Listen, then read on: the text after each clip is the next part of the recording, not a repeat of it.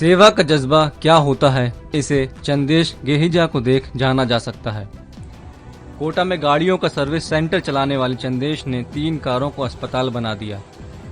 इस नेक काम में उनका साथ साईं मित्र मंडल के उनके दोस्त आशीष सिंह, भरत समनानी, रवि कुमार और आशु कुमार भी दे रहे हैं।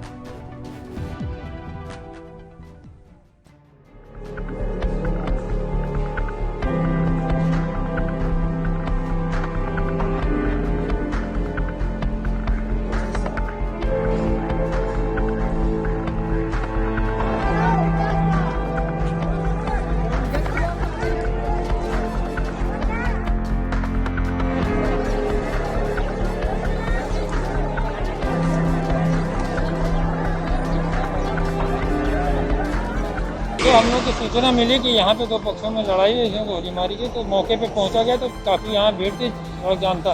बगल के गांव में सूचना मिली कि यहाँ पे वहाँ पे हम लोगों ने दबिश दी। 4 लोग को अरेस्ट किया गया। बाकी तहरीर लेके मुकदमा उनके खिलाफ कार्रवाई की, जो बचे उनके खिलाफ भी कार्रवाई सख्त की जाएगी।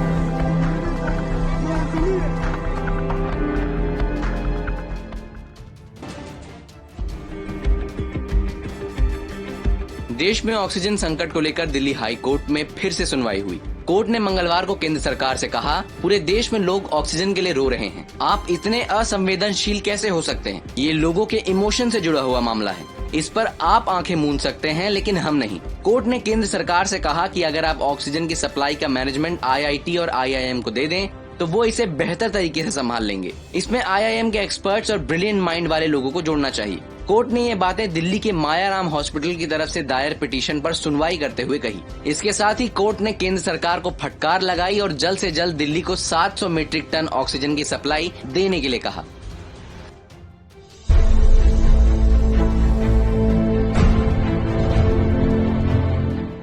लॉकडाउन का लगातार विरोध करने वाले राहुल गांधी ने भी अब देश में कंप्लीट लॉकडाउन की मांग की है। उनका कहना है कि लॉकडाउन ही एकमात्र विकल्प है। हैरत की बात यह है कि 20 दिन पहले ही राहुल ने लॉकडाउन को तुगलकी कदम बताया था। राहुल ने ट्वीट किया, मैं साफ कर देना चाहता हूं कि लॉकडाउन ही अब विकल्प बचता है क्योंकि केंद्र सरकार के पास कोई रणनीति नहीं है। उन्होंने वायरस को ऐसे स्टेज तक पहुंचने में मदद की जहां से उसे रोकने का दूसरा कोई रास्ता नहीं है। वहीं पिछले साल राहुल ने लॉकडाउन का विरोध किया था। उस दौरान उनका तर्क था कि लॉकडाउन कोरोना की स्पीड रोकता है, उसे खत्म नहीं करता। कुछ दिन पहले इंडियन मेडिकल एसोसिएशन भी देश भर में संपूर्ण लॉकडाउन की मांग कर चुका है। IMA का कहना है कि कोरोना की चेन को तोड़ने के लिए सरकार को तुरंत लॉकडाउन लगाना चाहिए।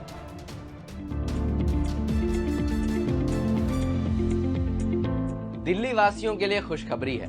कोरोना काल में दिल्ली सरकार सभी ऑटो और टैक्सी ड्राइवर्स को 5,000 रुपए देकर उनकी आर्थिक मदद करेगी, ताकि इस आर्थिक तंगी के दौर में उनको थोड़ी मदद मिल सके।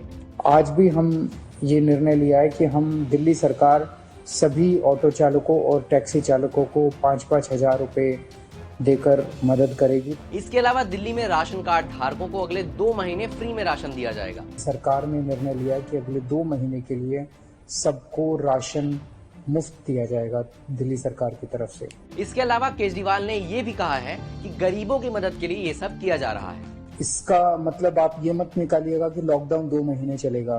भगवान ना करे ज्यादा दिन चलाना पड़े, भगवान करे कि जल्दी केसेस कम होना चालू हो और जल्दी लॉकडाउन खत्म हो। तो ऐसे ही खबरों के लिए बने रहिए दैनिक भास्कर ऐप के साथ।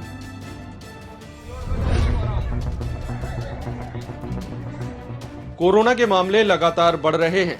राजस्थान में महामारी रेड अलर्ट जन अनुशासन पखवाड़ा चलाया जा रहा है। उसके बावजूद लोग सबक लेने को तैयार नहीं हैं। जोधपुर के कानकिलाब गांव में एक शादी में 100 से ज्यादा लोग शामिल हुए। मामले में प्रशासन ने सख्ती बरतते हुए 1 लाख रुपए का जुर्माना लगाया। जिले में यह पहला मामला है जब किसी पर 1 लाख रुपए का जुर्माना लगाया गया है।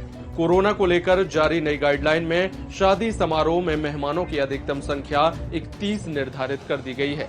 इसके बावजूद कानकिलाब गांव में कल रात हुई शादी में 100 से ज्यादा लोग शामिल हुए। इस दौरान न तो लोग मास्क लगाए नजर आए, न ही सोशल डिस्टेंसिंग का पालन करते। बैठो एक जगह बैठ जाओ। ठीक है, कंदुई जेल जावे, ठीक है, शर्मिनी अवधान। वहीं जुर्माना अदा नहीं करने पर महामारी एक्ट के तहत केस दर्ज किया जाएगा। ऐसी ही जानकारी और खबरों के लिए देखते रहिए दैनिक भास्कर ऐप। विधानसभा चुनाव के नतीजे आते ही बंगाल में सियासी हिंसा भड़क उठी है। अब तक 6 जिलों में फैली हिंसा में 11 लोगों की मौत हो चुकी है। भाजपा नेताओं ने आरोप लगाया कि उनके कार्यकर्ताओं को चुन चुन कर मारा जा रहा है, उनके साथ बलात्कार हो रहे हैं। राज्यपाल जगदीप धनखड़ ने पीएमओ को एक रिपोर्ट भेजी है और पीएम नरेंद्र मोदी को सारी स्थिति से अवगत करा दिया है। इस बीच भाजपा अध्यक्ष जेपी नड्डा बंगाल पहुंच गए हैं। भाजपा में 2 दिन के अंदर अपने दौरे में वो पीड़ित परिवारों से मिलेंगे। चुनाव के नतीजों के बाद जो घटनाएं देखने को और सुनने को मिली हैं, वो हमें हतप्रभ करती हैं। We are committed to fight this ideological battle and the activities of TMC, which is full of intolerance, and we are ready to fight democratically.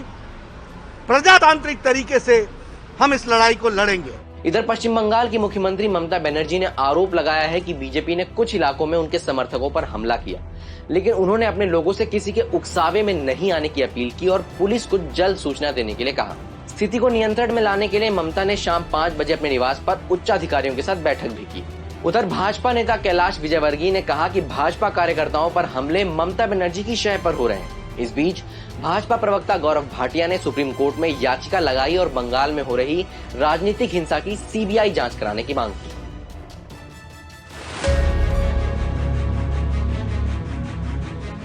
Madras high court की बेंच से पड़ी फटकार को चुनाव आयोग सह नहीं सका। इस मामले की सुप्रीम कोर्ट में सुनवाई हो रही है। आयोग के वकील ने सोमवार को सुप्रीम कोर्ट में अपनी सफाई पेश की। आयोग ने कहा, हम चुनाव करवाते हैं, सरकार अपने हाथ में नहीं लेते। अगर दूर इलाके में प्रधानमंत्री 2 लाख लोगों की रैली कर रहे हों तो आयोग भीड़ पर गोली नहीं चलवा सकता। इसे देखना आपदा प्रबंधन विभाग का काम है। लेकिन मद्रास हाईकोर्ट ने सीधे हमें कोरोना संक्रमण फैलाने का जिम्मेदार माना। इसके बाद मीडिया हमें हत्यारा बता रही है। सुप्रीम कोर्ट के जस्टिस डीवाई चंद्रचूड़ और जस्टिस एमआर शाह की बेंच ने कहा कि मीडिया को जजों की मौखिक टिप्पणियों की रिपोर्टिंग करने से नहीं रोका जा सकता। जजों की टिप्पणियां न्यायिक प्रक्रिया का हिस्सा होती हैं। इनकी भी उतनी ही अहमियत होती है जितनी कोर्ट के औपचारिक आदेश की। कोर्ट ने आयोग को नसीहत दी कि आप हाईकोर्ट की टिप्पणियों को वैसे ही लीजिए जैसे डॉक्टर की कड़वी दवाई को लिया जाता है। मामले में सुप्रीम कोर्ट ने चुनाव आयोग की याचिका पर अपना फैसला सुरक्षित रख लिया है।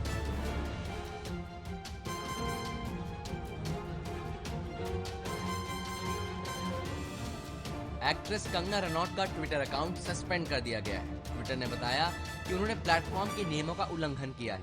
पश्चिम बंगाल में विधानसभा चुनाव का परिणाम आने के बाद अभिनेत्री ने कुछ विवादित ट्वीट्स किए थे। इसे लेकर उनके ऊपर लोगों की भावनाएं आहत करने का केस भी दर्ज हुआ है। दरअसल कंगना रनौत ने पश्चिम बंगाल में राष्ट्रपति शासन लगाने की मांग करते हुए अपने एक ट्वीट में कहा, ये भयानक है, हमें गुंडाई को खत्म करने के लिए सुपर गुंडाई की जरूरत है। ये लोग एक राक्षस की तरह हैं। मोदी जी प्लीज इन्हें अपना विराट रूप दिखाइए जो 2000 की शुरुआत में दिखा था।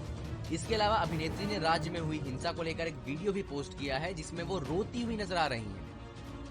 कि बंगाल से बहुत ही ज्यादा डिस्टर्ब करने वाली खबरें आ रही हैं, वीडियोस आ रहे हैं और फोटोज आ रहे हैं। ओपनली लोगों के मर्डर्स हो रहे हैं और घरों को जलाया जा रहा है और कोई भी लिबरल कुछ नहीं कह रहा है। मैं अपनी सरकार को कहना चाहूंगी कि प्लीज जल्दी से जल्दी ये जेनोसाइड रोकिए और कड़ा से कड़ा कदम लीजिए। ट्विटर की कार्रवाई पर कंगना ने कहा, ट्विटर अमेरिकी है जो चाहता है कि सफेद व्यक्ति भूरे व्यक्ति को हमेशा अपना गुलाम बनाए रखे। मेरे पास सिनेमा जैसे और कई मंच है जिनसे मैं अपनी आवाज उठा सकती हूँ।